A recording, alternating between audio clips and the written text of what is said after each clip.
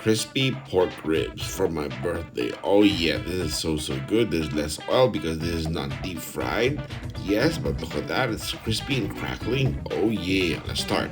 Here, my dad got this ribs, but I saw there was skin, so I was like, oh, let's go for the crispy pork ribs. Cut it in half there. Yes. But then I realized you can't really cut it straight because there's ribs there, so we're gonna cut it slanted this way, which is all good. So yep. So now we continue with this. We cut it up and prepare it. We brine it. Brine it. After we brine it with seasoned water and some ginger and onions for like 10 minutes. Now it's all good. Now it's ready. We're gonna prepare the skin to make sure it's crackling. All right. Here, we're gonna use a bunch of toothpick. I use about four. That's what I can hold on to. You can use masking tape. You can tape it all together. But four toothpicks are pretty good. So now we turn this here skin side up because we make sure we punch some small holes to ensure this crispiness and the bubbly and crackling when we oven bake this or cook it on the oven. Right? Here's about four toothpicks. We punch holes like this.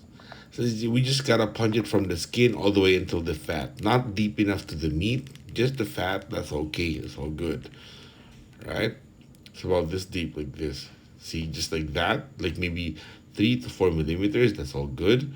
All right, we'll continue. You can do this in a pattern. This way, you don't go punching it over and over. But this is easy enough for me. Now the next one. All right, here we go again.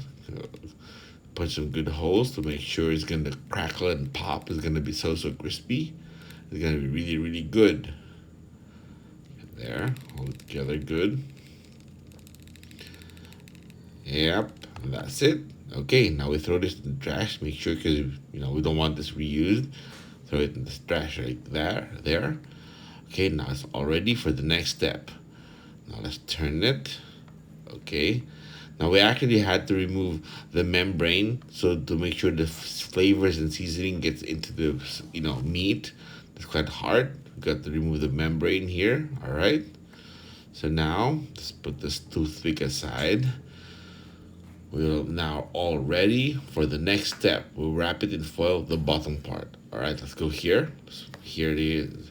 Here's the seasoning first. This is a Korean seasoning we got from Jin, my sister's friend. There's a fried chicken in the logo, so it looks like it's for fried chicken, but it smells so good, so I decided to use some of this.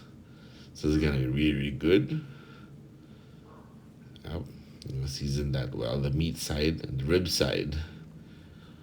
Okay.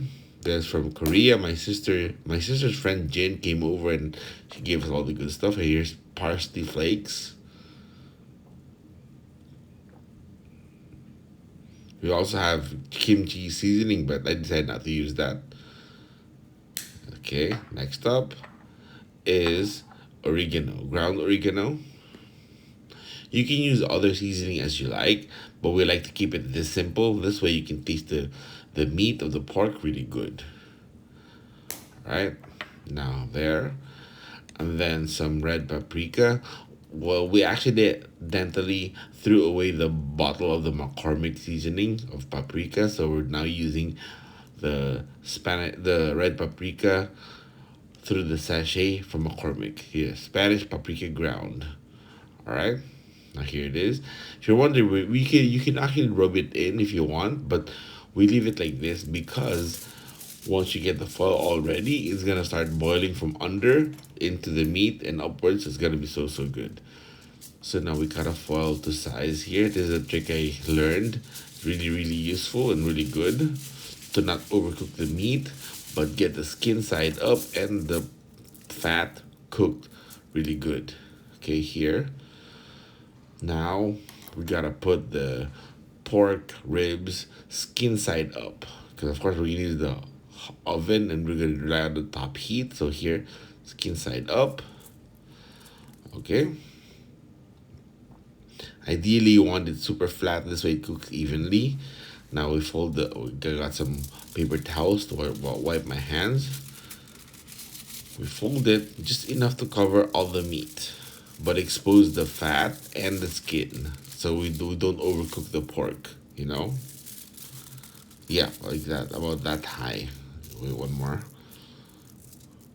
Fold it again. There, perfect. It's about this high. So we fold it all around. It's gonna be really good. All right, the speed is up. It doesn't get too boring for you guys. There. If this was square, it would have been easier, but this it's not that hard. It's actually quite easy. All right, there you go. It's all ready. Yes, now we bake it like this on the oven. Yes, but we gotta do the other one. The next one here. Oh yeah.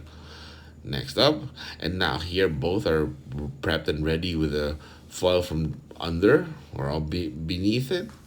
So now we like make sure this is all dry so that it gets crispy. Make sure it's all dry or free from water. You know, it's gonna be so good. All right. Now we preheat the oven so it's all ready. Okay, let's go. Yeah, here it is.